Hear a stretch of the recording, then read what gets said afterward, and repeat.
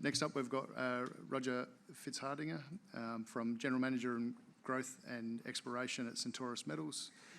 Okay, today I'm here to talk to you guys about the Jaguar Nickel Sulphide project, which is located in Brazil. And I guess the highlight of our project is we're in a jurisdiction that has been mining for the last 50 years, and we've got a resource of almost 1 million tonnes of contained nickel metal in sulphides. So what is knocking on the door of a world-class project in a great location to bring it online. Please read the disclaimers at your leisure.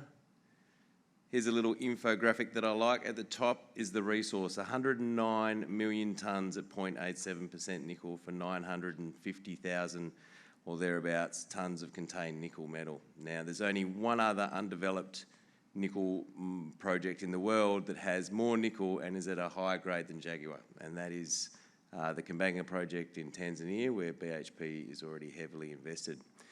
During the year, we managed to wrestle the offtake rights back off Vale, so now we have 1 million tonnes of unencumbered nickel metal in Brazil ready to be developed.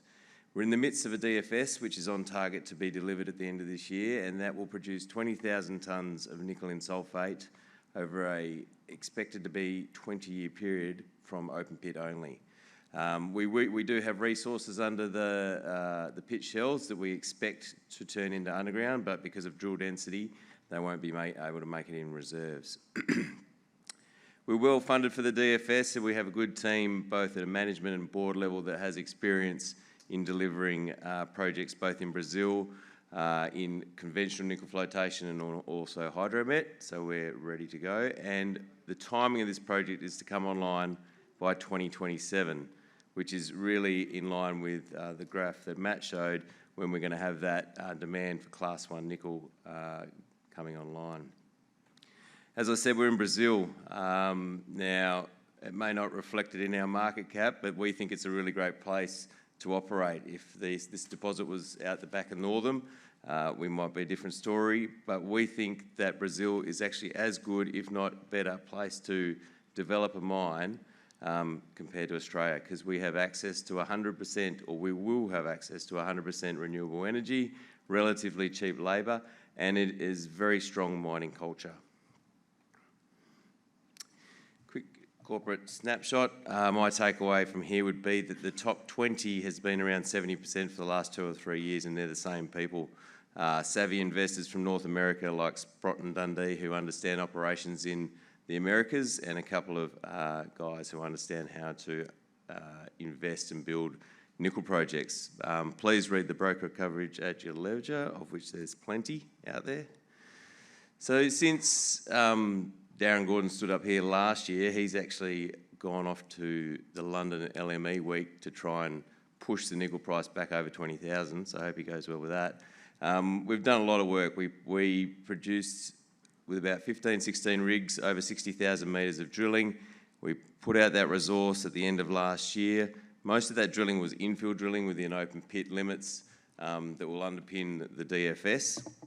We made a few new discoveries, and we're also continuing to make down dip discoveries underneath the current resource, which will help our resource grow beyond that 1 million tonnes of contained nickel metal. The DFS has advanced well. We completed the pilot test work out at ALS, and that gave us the nickel sulphate that we were able to take off to potential off-takers and strategic funding partners. Importantly, next week we've got our public hearings in the municipalities of São Félix de Xingu and Tucumán, where we operate in Brazil, and that's the last piece of the puzzle for us to get our LP, which is really the key licence that we need to get this get us into development. And as I said before, we managed to get those offtake rights off Vale, so that million tonne of contained nickel metal is completely unencumbered. I won't dwell on nickel price, but I guess in the US at least, nickel is in lockstep with lithium. It is, in the medium term, it will become a critical mineral, and importantly, the Western Hemisphere, Europe and the US, they will require the Tier 1 type metal. This is a graph I think it shows where our nickel at Jaguar will be headed. You've got, obviously, Brazil is in the southern hemisphere, right below the US and Europe, and we'll be feeding into those little green dots which indicate where the either existing or future planned gigafactories are going to be located that have nickel chemistry in their factories. So you can see there today that between the US and America, they're importing 160,000 tonnes of nickel. By 2030, which is 2 or 3 years after we have started operating, they need another 500,000 tonnes. So we're producing 20,000 tonnes. You do the maths, that's another 20-odd Jaguars. And then by 2040, you need 1,200 tonnes, so you're going to need 60 Jaguar deposits to try and feed that market. So why do we think Brazil is as good as Western Australia to develop a mine? Well, it's had a mining culture since the 70s with Valley.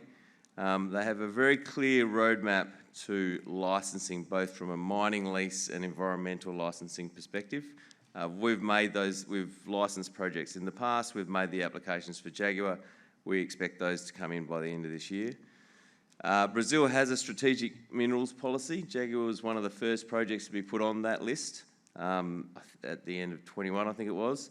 And that's a small department within the Brazilian federal government that pushes these sort of projects through the licensing process to get them online as quickly as possible.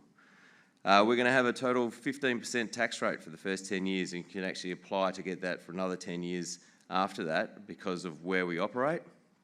Very importantly, the royalties that this thing is going to spin off, 65% of those government royalties goes back to the municipality within which you work.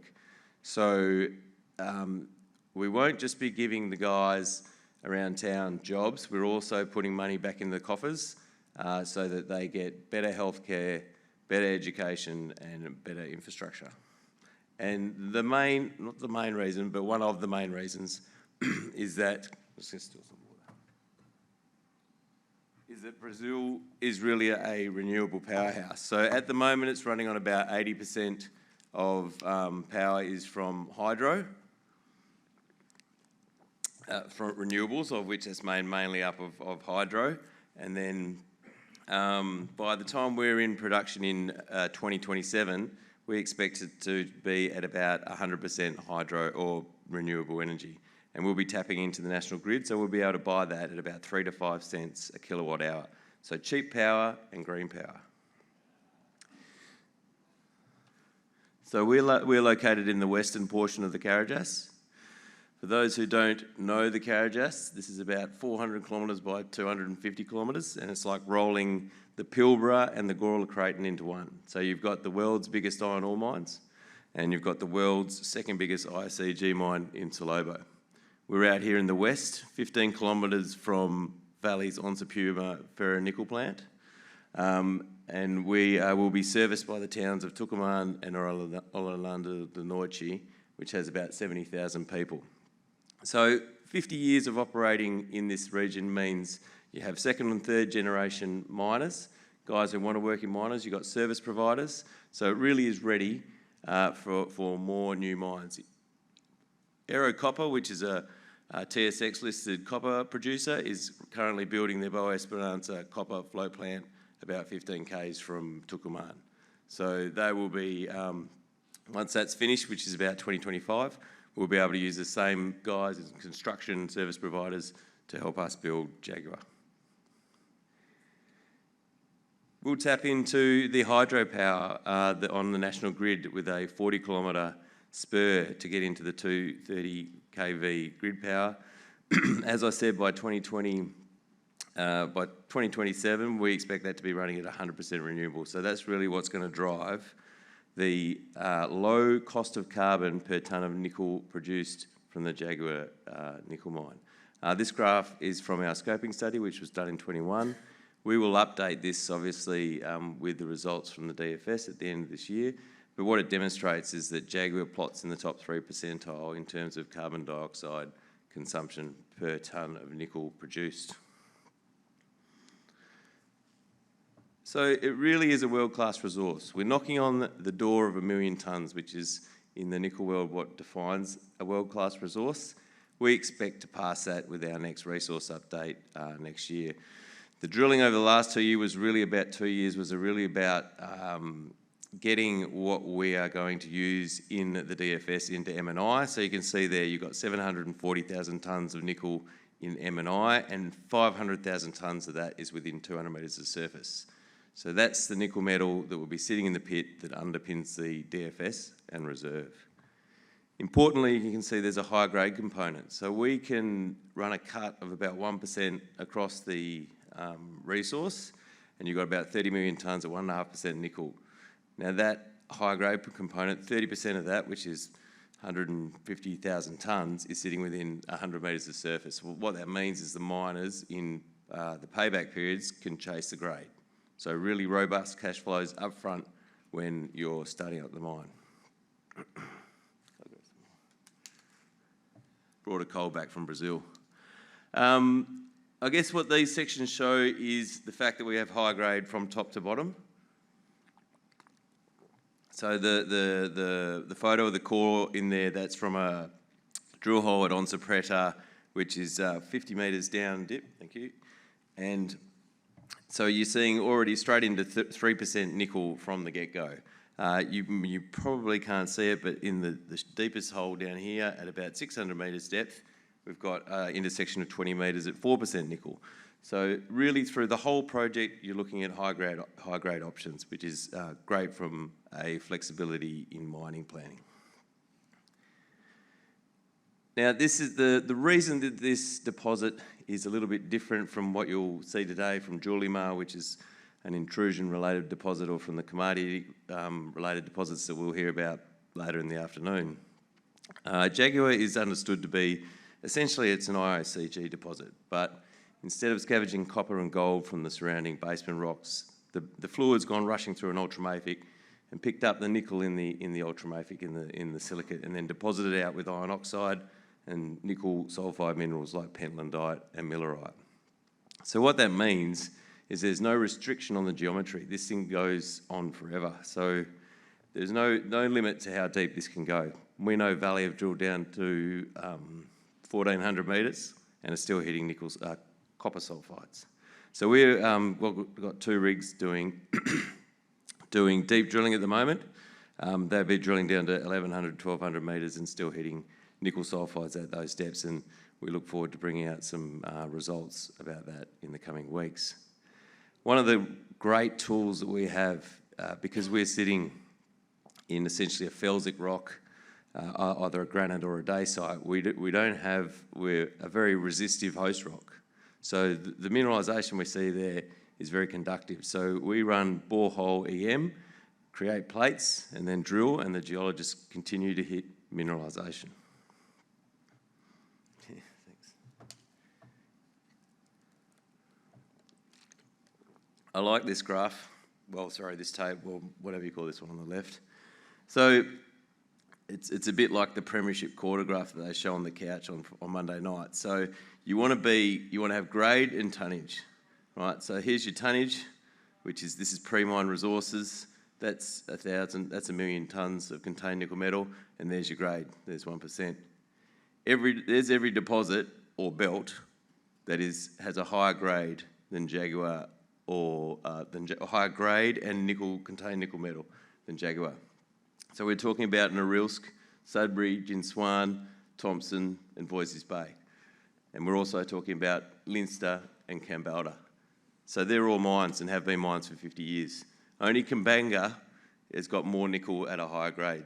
So really, if you're after nickel tonnes at a good grade and bulk tonnes, it really is a unique opportunity. And it's on sale. So that resource is now in the hands of the mining engineers. They've done the scheduling and the mine optimisation. That pit is about 3.5 kilometres long, so that's as big as a super pit, or as long as a super pit, and it's about 1.5 kilometres wide. So we've seen with the work that they're doing that the pits are starting to coalesce. That's been done, the scheduling's been done. The results from the pilot plant test work has gone to the engineers, and they're running through the capital and operating costs at the moment to deliver that DFS at the end of this year.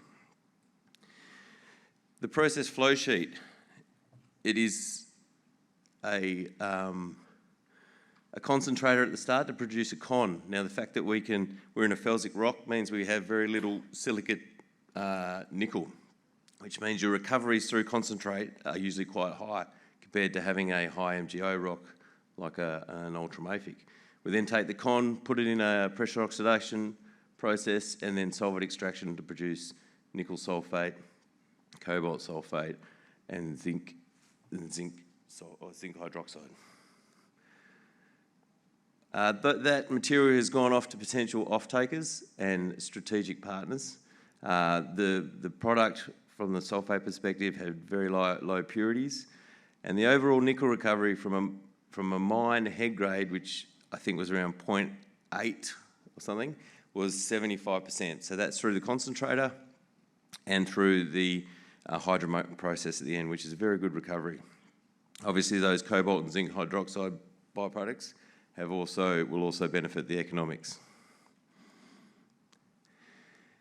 So once we start producing 20,000 tonnes of nickel metal in sulfate, obviously that is going to be a very in-demand product. So the removal of that offtake right that was part of the initial acquisition of the Jaguar project for us was a great value accretive step.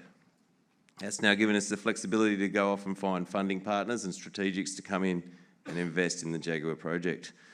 Valley still retains a royalty, 1.75% for the nickel sulfate case. So that means that they're still motivated to help us get this project into production and to seek synergies in terms of transport options in the Carajás. As I said, we have the public hearings. They will start next week in the two municipalities within which we operate, which are São Félix de Xingu and Tucumán. They're the last piece of the puzzle to get the LP, which is the main environmental licence. Happy to say we've got about 130 people in country with about 30% female employees. Most of the geologists that are coming out of the local university, which is about 200 k's down the road, are female. So we've got a strong component of female geologists coming through in the team. We've bought most of the land that we need to operate the project, so we are ready from approvals and stakeholder perspective to get this into production. So it's been a busy 12 months. Mineral resource, bigger than Ben-Hur, completed the pilot plant, got those offtake rights, so 1 million tonnes of unencumbered nickel metal. Deliver the DFS, get into FEED next year, front-end engineering, with that final investment decision in Q3 of next year. And targeting production in 2027 was right when the world's going to be wanting Class 1 nickel. We think we have the team to do this. From a board and management level, we have experience in country and in nickel and in not just nickel in concentrate, but also nickel in the hydromet process. So we're working towards delivering that project. So in summary, nickel in Brazil, low carbon footprint. So we'll feed the Western Hemisphere demand for Class 1 nickel. Lots of it, 1 million tonnes of contained nickel metal. 100% unencumbered, so no one else has their hands on it. This will produce strong cash flows. We are well funded and have the team to get this through the DFS. And we're looking forward to bringing on Brazil's next green nickel mine. Thank you very much. Thank you.